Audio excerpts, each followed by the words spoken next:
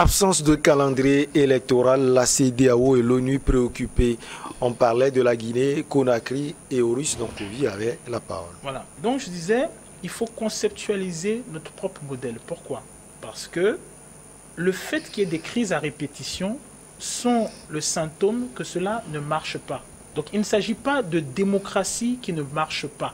Il s'agit de modèle démocratique qui ne marche pas dans sa conceptualisation et dans son application. Donc c'est plutôt idéologique alors.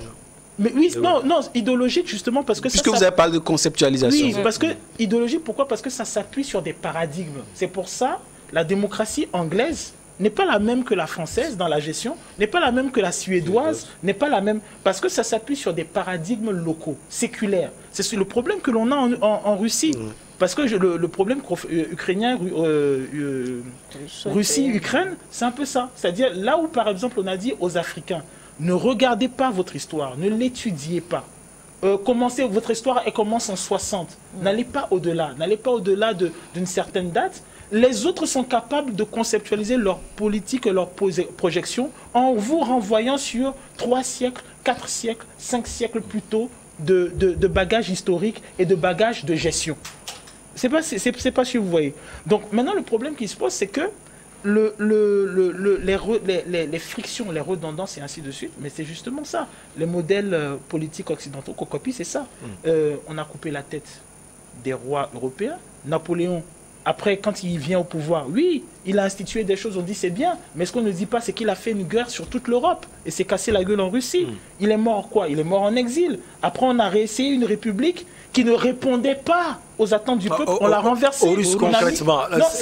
Concrètement pour dire que il faut faire attention à cet imaginaire qui veut que un établissement fort dans lequel le peuple ne se reconnaîtrait pas en termes de paradigme de gestion et de projection est dangereux, il y aura une crise. Et si vous faites une démocratie qui ne s'appuie pas sur quelque chose de séculaire, que les gens puissent intégrer, que les gens puissent s'approprier et se projeter en matière de développement, il y aura une crise. C'est pour ça qu'en Afrique, depuis 60, on est dans des crises à répétition parce qu'on n'est pas dans la conception de nos modèles, on est dans l'appropriation de modèles qui ne sont pas les nôtres. Dans le temps Mamadi Doumbouya. Non, il faut faire attention. Par exemple, le cas de Mamadou Doumbouya, il est intéressant. Parce que la peur des gens, comme par exemple Sana s'exprime, la peur des gens, c'est le fait qu'on en revienne aux dictatures. Sauf que le problème en Afrique, c'est que les dictatures africaines, notamment comme on a pu voir celle de Mobutu et de bien d'autres, s'appuient sur un imaginaire de la royauté africaine qui est faux. On vous parle du chef traditionnel africain, mais c'est faux. Il s'appuie sur un imaginaire faux. Ça n'existe pas dans le peuple Donc africain. c'est Doumbouya qui a l'imaginaire vrai ou quoi? Non.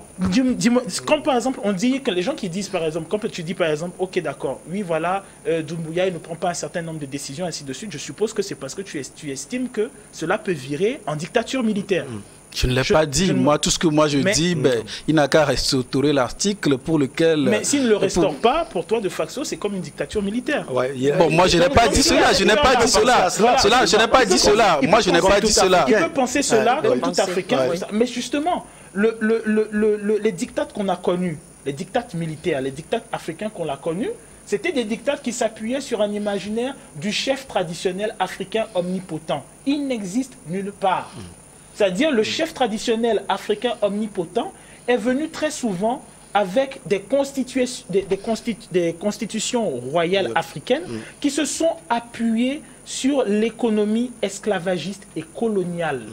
Ce ne sont pas les royaumes séculaires africains, non, parce que c'était impossible. Vous ne pouvez pas gérer du fleuve Sénégal au lac Tchad en imposant un diktat. Ce n'est pas possible. Alors, madame, vous avez la parole. Tout à l'heure, vous avez voulu répondre à Sana. Je n'ai pas oublié et apporter quelque chose. Oui. Bon, l'exemple qu'il a donné, M. Sana a donné sur le Togo, je lui donnerai les mêmes projections, je lui donnerai les mêmes atouts de refonder son pays si le Togo est confronté aux problèmes sécuritaires. Bon, il a évoqué seulement l'aspect économique, mais là, nous avons des problèmes sécuritaires sérieux dans ce pays-là. En Guinée? En Guinée, voilà, je vais revenir sur la Guinée. On parle de la Guinée, pas du Mali. Je sais, du Mali. Je sais. Bon, allez-y. Bon, parce que ça fait 6 mois ils sont au pouvoir. Ou bien la CEDEAO veut un calendrier. Et 6 mois, ils ne proposent rien, madame. Voilà. Juste proposer. Qu'est-ce qui se passe au Tchad? Ce qui se passe au Tchad, on n'a rien mais dit. Ils ont promis 18 mois une fois renouvelable. Voilà. Eux, ils ont promis. Voilà. Dès le lendemain, ils ont promis. Ça va finir, non? Les 18 mois. Oui, ça va finir. Ça va tenir. Ils vont redemander 18 mois encore. Oui, eux, ils l'ont prévu. Ils l'ont prévu. Ils l'ont prévu. Ça fait 6 mois. 18 mois fois 2, ça fait 36 mois. Ça fait 6 mois. Je crois que... Ça fait 3 ans. Au moins, ils ont proposé. Ils ont dit 18 mois une fois renouvelable. Donc, on laisse madame. On laisse madame. On va le laisser. Est-ce que... Oui, voilà. Est-ce que c'est Madi, celui qui se tait même en Guinée, par exemple, il peut faire 10 mois et ne rien proposer. Pour le moment, on dit proposer, on va voir. On n'impose pas de durée. Pour le moment, on dit proposer. Qu'est-ce que vous avez en tête? Vous voyez quelqu'un qui gouverne? On va le laisser une fois qu'il n'arrive pas à sécuriser son pays, on peut le laisser encore proposer une autre durée de transition. C'est ça, je dis. Qu'est-ce qui se passe au truc là, au Tchad jusqu'ici? Presque 18 mois est fini. On ne lui a pas demandé, mais les élections, on ne lui a pas mis la pression parce que la France est derrière. Non, le cas du Tchad, on a l'impression que excusez-moi de faire une précision. Excusez-moi de faire une précision. Ce que la Tchad, les discussions entre la CEDEAO et le Mali, la Guinée plutôt, n'ont rien à voir avec le Tchad qui ne fait pas partie de la CEDEAO. Elle donnait plutôt l'exemple du Tchad. Donc c'est la même. Oui, c'est la même France. Non. Ici, on parle de la CEDEAO, on ne parle pas de la France. On parle de la CEDEAO. Non. La France ne va pas se mêler de ce débat-là. Non, il faut être précis. Ici, c'est la CEDEAO et l'ONU qui demandent. Laissons-la. Non, il ne faut pas déborder ce débat. Sinon, on est en train de divaguer. On va l'écouter, Sana. Pourquoi à 16 mois, 15 mois, on n'a pas demandé au Tchad le calendrier des élections?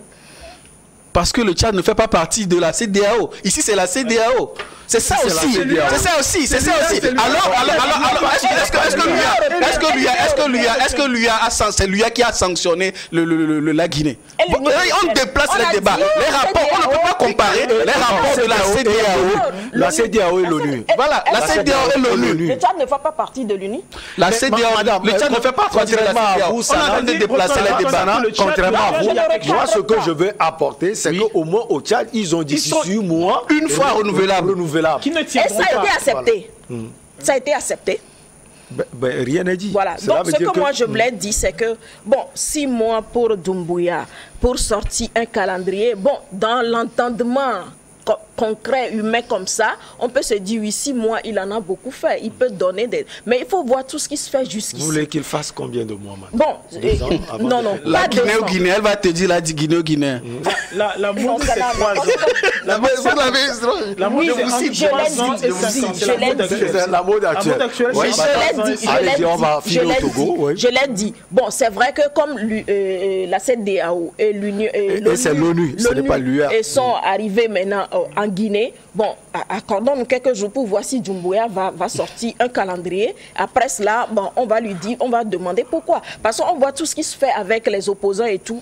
Vous avez compris qu'il veut faire beaucoup de choses. Voilà, et puis balayer un peu. Il veut balayer aussi. Ça dit que ce n'est pas que j'épaule Doumbouya pour l'épauler, mais je fais une lecture de la situation. Vous dénoncez les coups d'État. Donc, du coup, Doumbouya était pour le Mali, lui a ouvert les frontières et tout ça. Là, ça fera qu'on peut le bousculer un peu aussi. C'est une analyse. Est-ce que c'est ça? C'est une analyse. Je ne dis pas que c'est ça, mais on peut l'interpréter aussi de cette façon-là. Ça aura 2 minutes et on filme. Ce que moi je voulais dire, c'est que gouverner, c'est prévoir.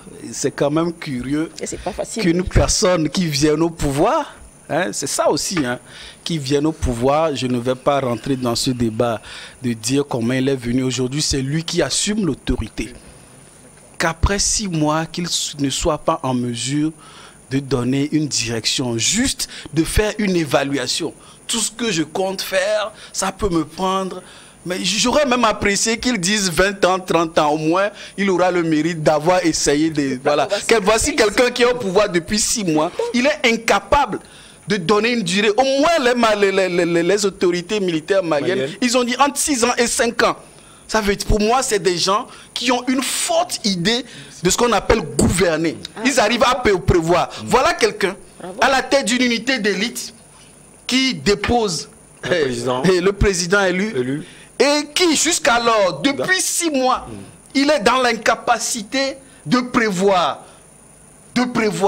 Gouverner, c'est prévoir. Je crois que ceux qui nous suivent, ils auront l'occasion d'apprécier si Doumbouya peut vraiment gouverner s'il n'arrive pas à prévoir. Bon, 30 secondes. Je crois que bon, il est dans son rôle pour le moment. De gouverner sans prévoir. Non. C'est ce que j'allais dire. Ça dit être ici et le juger de loin. Non, ne le juge pas. Mais il y a une chose qui est sûre, c'est que depuis 6 mois, il n'arrive pas à prévoir. Je ne le juge pas. Il a mis combien de temps avant de sortir? Mais dans un premier temps, le Mali, au lendemain, ils ont adopté rapidement la transition de 18 mois. Quelle est la différence? Ils ont dit 18 mois. La différence. Bon, c'est vrai que quand ils ont pris le pouvoir, ils ont dit 3 ans.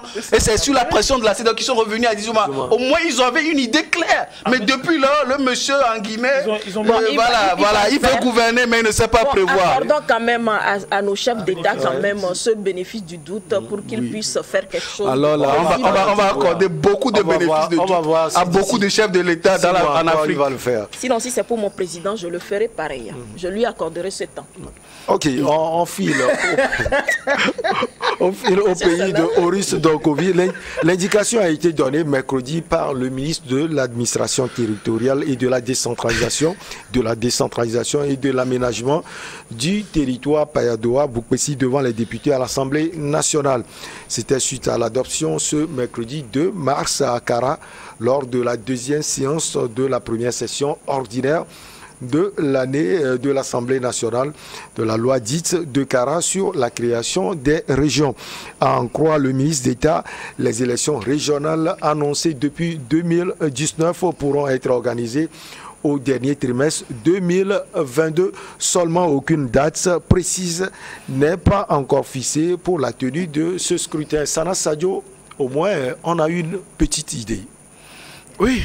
Je crois que c'est une bonne chose que d'avoir notre Assemblée nationale qui se délocalise à Kara, et j'espère de la voir à Dapaon, à Sokodé, à Takbame, à Tchévier. C'est tous les chefs-lieux de région. Donc, ce que moi je peux dire sur cette loi dite de Kara, c'est bien vrai. L'article 141 de la Constitution prévoit déjà que 2 niveaux de collectivité territoriale, c'est et la région et la commune.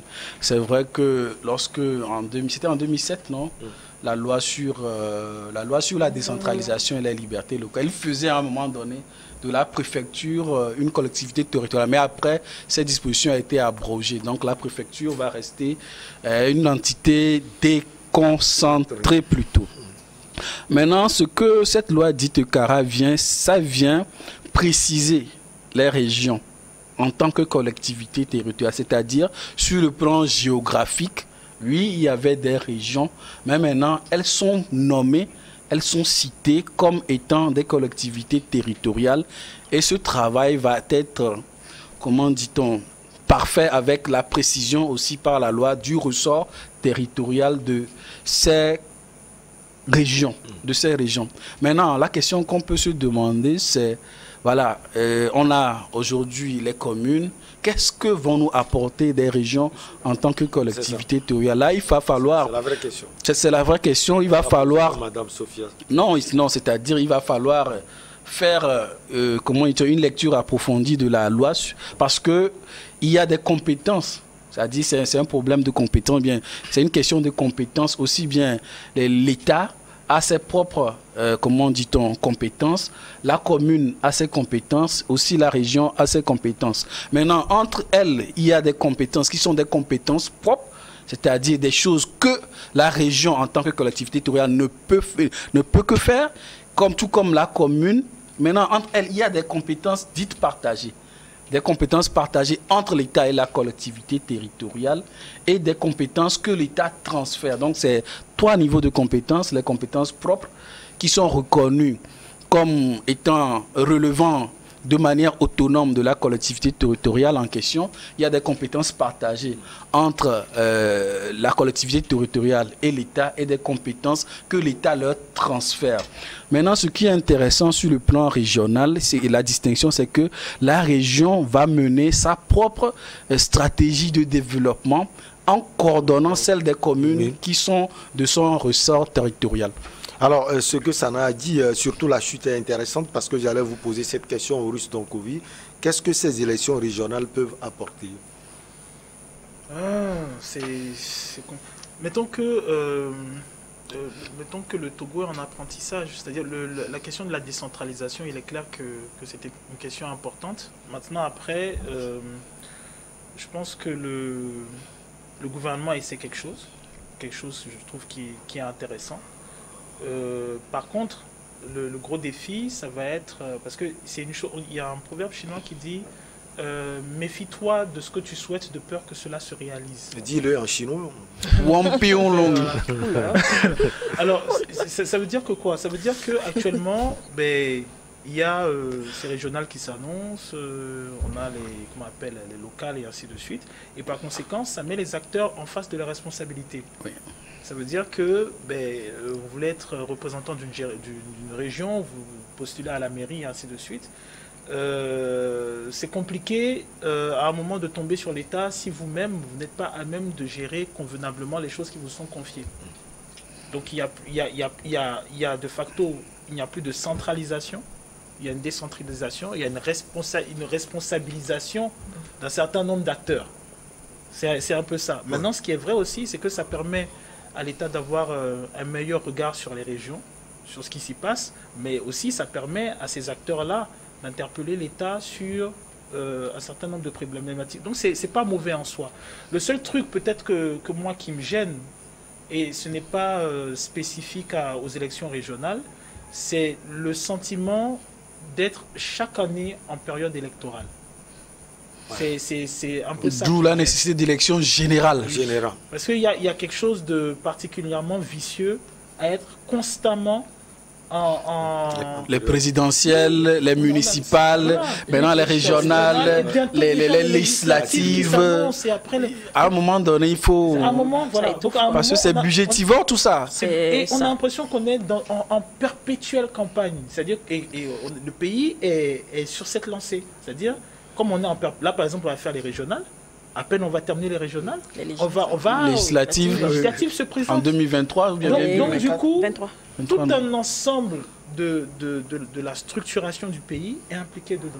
On va voir, les politiques vont s'y mêler, les journalistes vont s'y mêler. Et ok, quand est-ce que l'on parle des bilans? Quand est-ce que l'on parle des initiatives? Quand est-ce que l'on parle de l'économie? Quand est-ce qu'on parle de l'éducation? Quand est-ce qu'on parle de la santé? Quand est-ce qu'on se pose? D'autant plus que maintenant, après, on sait un peu comme je dis, on a calqué beaucoup sur l'extérieur. Donc, quand par exemple, vous allez avoir un mouvement syndical qui va se lever, la perspective de celui qui doit aller, l'interlocuteur gouvernemental ou régional ou politique qui va aller voir le syndicat, c'est une perspective électoraliste. Donc, à quel moment, dans tout ce processus où on est dans élection perpétuelle, à quel moment on se pose pour avoir du débat d'idées et dire, bon, qu'est-ce que l'on fait? Moi, par exemple, il y a aussi il y a quand même sur ce plan le bureau du citoyen qui est prévu par la loi sur la décentralisation et les libertés locales qui permet aux citoyens de demander compte de comment la gestion locale est faite. On verra comment ça se fait, parce que moi, je vous avoue, j'adore les débats que l'on fait. J'adore ces débats. Mais après, moi, ma frustration, elle vient d'où? Elle vient du fait que parfois, j'aurais voulu qu'on ait... des débats sur, ok, bon, on est en 22. En 2027, on va avoir combien de médecins? On va en avoir 10 000, on va en avoir 20 000, est-ce qu'on va en avoir 30 000? On va avoir combien de mathématiciens, combien d'économistes? Moi, j'aurais bien voulu... Pour vous, c'est mieux que l'accumulation des élections, c'est ce que vous voulez dire? Mettons que pour moi, quand par exemple, je me retrouve avec des gosses de, je sais pas moi... 7, 8 ans, 10 ans, qui sont en construction de leur identité togolaise, en constitution de leur identité africaine, noire, qui vont te dire, comment dirais-je, qui vont être choqués parce que tu leur dis que l'Afrique est plus riche que l'Europe, qui vont être choqués parce qu'ils te disent que, comment dirais-je, tu leur apprends que la peau noire n'est pas une honte, que c'est une fierté qui s'affirme, qui sont choqués quand tu leur dis que par exemple le Togo est plus grand par exemple que la Belgique ou plus grand que la Suisse. moi, ça me pose problème. Comme par exemple, tu vas rencontrer par exemple des étudiants, certains, la plupart sont en licence, et qui te disent, ok, d'accord, vous leur demandez, oui, est-ce que vous connaissez Edem Kodjo? Ils vous disent, non, je ne connais pas Edem Kodjo, je ne sais pas c'est qui. Moi, par exemple, ce sont des choses qui m'interpellent parce que lorsque nous serons en retraite, ce sont ces gens qui vont gérer le pays. Donc oui, moi, j'ai bien envie, par exemple, à un moment qu'on me dise, ok, d'accord, qu'on soit sur un débat où j'ai des intellectuels qui se rassemblent, parce que c'est possible, qui me disent, ok, d'accord, nous avons décidé, nous, au Togo, dans 10 ans, d'être les premiers en, comment dirais-je, en audit comptable dans le monde. Je ne parle pas de la sous-région, dans le monde. Parce donc, que justement, vous avez le document sur le PND. Bref, pour lui, c'est assez étoffé, il faut le lire. Ça répond à beaucoup de vos préoccupations. Comment vous voyez les élections régionales à venir? Bon, les élections régionales sont prévues par la loi. Donc, c'est une bonne chose de les faire, étant donné que ça rentre dans ce processus-là. On a déjà fait les vous souhaitez communales. Des élections générales aussi, comme au Russe Bon, c'est la toute première fois, donc peut-être chemin faisant, on va inclure ça dedans. Je crois que tout ce qui est dit et les avis partagés, les autorités prennent ça en compte et vont réagir face à ça. Avec le temps, je souhaiterais ça, pour que ça soit une fois pour de bon et qu'on parle de développement en termes de combien de capacités, en termes de pourcentage, quoi. Voilà. Donc, et d'autres vont dire que c'est budgétivore. Il y a déjà des gens qui disent que non, que c'est trop et autres, mais c'est prévu par la loi. Et c'est une bonne chose, il faut arriver à ça. Et parce que, étant donné que les tâches, le rôle que va jouer ces conseillers régionaux ne sont pas les mêmes que les conseillers municipaux jouent. Il y a des choses au niveau régional que seul le conseiller régional ne peut faire, que seul le conseiller régional peut faire, c'est ça. Donc, je crois qu'il faut aller à ça. Une fois que ça se trouve dans notre constitution, il faut aller à ça. Mais mon problème, c'est par rapport au découpage. Le découpage, voilà, et comment est-ce que ça va se faire pour que ça soit... Pour le moment, ce n'est que l'annonce, peut-être que les choses seront... Oui, on a vu aussi par rapport au communal, donc du coup, je crois que bon, ces aspects-là seront pris en charge pour qu'on n'ait pas de découpage... Vous comprenez. Donc, je crois que... Vous comprenez ce qu'elle dit? Moi, je ne comprends pas. Moi aussi, je ne comprends pas. En fait, en réalité... au niveau des oui, c'est important parce que... Vous avez consulté le ressort territorial des communes, quand même? C'est quand même explicite. C'est quand même explicite. Donc, ça va être presque la même chose. Non, en fait, par exemple, lorsque vous avez la commune, on liste... comment dit-on, les cantons qui se regroupent au sein de cette commune, quoi. Oui. Donc ça va être la même chose pour le ressort territorial des régions. On va lister les communes, puisqu'on connaît déjà le ressort territorial de chaque commune. C'est-à-dire, j'imagine que ça va être juste, comment on appelle ça, rattacher des communes à une région. Combien de conseillers et régionaux il y a une modification, il y a la loi qui a prévu ça. Donc je n'ai pas prévu encore... par la loi. Combien là? Parce que moi, mon problème, c'est combien, pas préfecture et par région, parce qu'il faut que ça soit bien.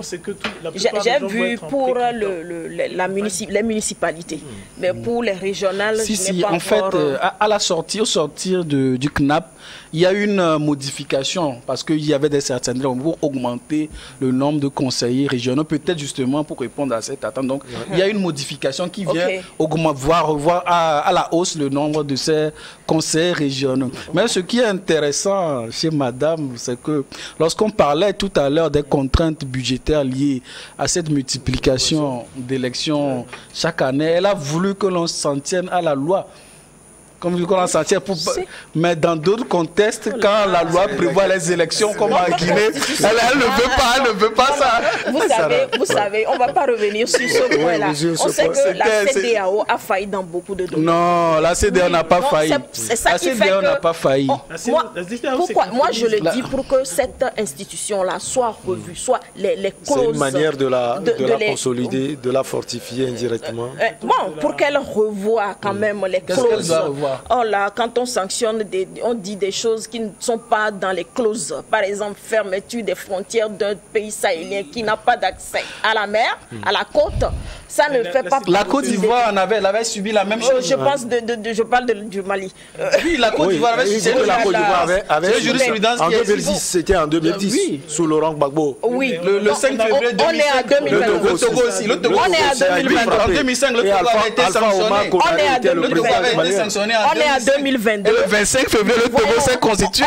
La CEDEAO a fait ses preuves dans d'autres conflits. On lit beaucoup de choses. En 2005, laissez-la. La seule en 2005, nous n'avons pas accès à l'Internet comme on l'a aujourd'hui pour vérifier qu'est-ce qui est dit dans ça, là, qu'est-ce qui est fait. Est-ce que c'est contraire à ça? Oh, je parle comme ça y est aujourd'hui. Cette facilité. S'il te plaît. Non, elle dit, elle n'a pas assez. J'ai voulu savoir ce dont elle n'a pas. En 2005, ce n'était pas la facilité que nous avons aujourd'hui à l'information. Donc, ça, on ne l'avait pas. Donc, ce que la CEDEAO appliquait à la Côte d'Ivoire dans le temps, bon, on l'attendait comme ça. Est-ce que c'est vrai, c'est pas vrai? Bon, et qui se mêlait de ça même? Voilà, mais aujourd'hui, nous avons... faut laisser on a plein de choses. Non, je ne dis pas ça. Je ne dis pas ça. Mais quand même... Oui, c'est compliqué de... Mais quand même, si vous lisez quand même les thèses fondateurs... On parlait des élections régionales. La conférence des chefs d'État est légitime pour prendre toute décision dans l'intérêt de la communauté. Il faut lire ça aussi. C'est l'instance suprême. Le Burkina c'est l'intérêt de la communauté. C'est-à-dire... Mais ils ont pris... Mais c'est-à-dire... La CEDEAO se fonde sur des normes, Vous vous écartez des normes, vous subissez des sanctions. Pourquoi on doit les revoir? Heureusement que le Togo est dans la CEDEAO. Pourquoi on doit les revoir? Je suis d'accord. Si on doit les revoir maintenant, dites-moi pourquoi on doit les revoir? Pas pour vous plaire quand même. Pourquoi? Ne sont pas d'accord avec ces clauses-là. Donc, du coup, il faut revoir. Quel peuple?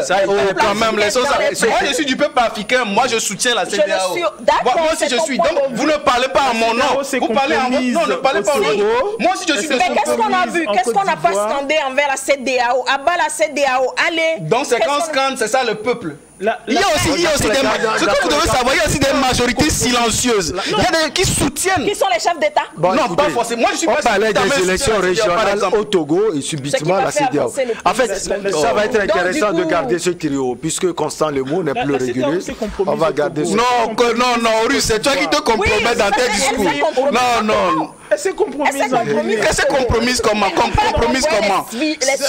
Non, ça a été... Quand les coups d'État électoraux sont c'est la CEDEAO qui organise la... Ça a été un plaisir, un réel plaisir d'avoir Horus Donkovi, activiste panafricain. L'activiste panafricain. Merci beaucoup à vous. Merci également à Madame Kenyonsi Sophia Danou. C'est toujours un plaisir de vous avoir sur ce plateau. Aujourd'hui, je vous ai protégé contre Sana. Oui, juste beaucoup. Merci beaucoup. Merci. Allez, moi, j'ai quand même un sujet qui m'intéresse. Ce sera hors antenne. J'ai envie de comprendre la signification de Kenyonsi. Merci beaucoup. C'est un nom que je découvre. Merci beaucoup à vous. Merci à tous. On se retrouve la semaine prochaine. Excellent week-end à vous.